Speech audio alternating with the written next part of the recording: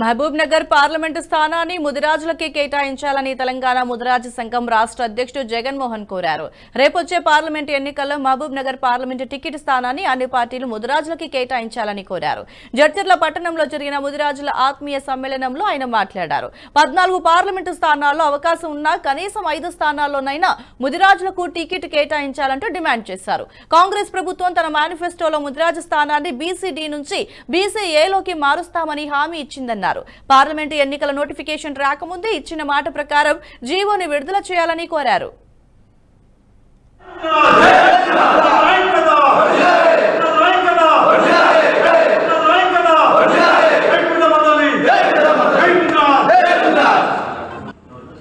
ఈరోజు జడ్చర్లకి రావడానికి 2 కారణాలున్నాయి.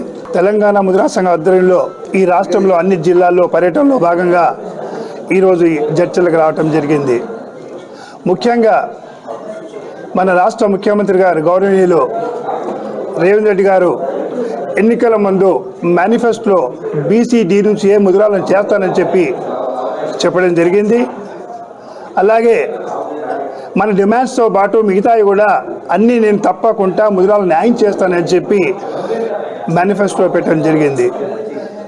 అలాగే ఆయన ఇచ్చిన మాటను నిలబెట్టుకుంటాడనే ఆశతో మా ముదిరాలందరూ కూడా ఈ వీడియో మీకు నచ్చినట్టయితే లైక్ చేయండి, 10 మందికి షేర్ చేయండి. అలాగే కామెంట్ల రూపంలో మీ అభిప్రాయాలను మాతో పంచుకోండి. Nationalist hub group of channels ను సబ్స్క్రైబ్ చేసుకుని తెలుగునాట జాతీయవాద జర్నలిజాన్ని ప్రోత్సహించండి. ఈ వీడియో కింద ఉన్న బెల్ ఐకాన్ పై క్లిక్ చేయడం మర్చిపోవద్దు.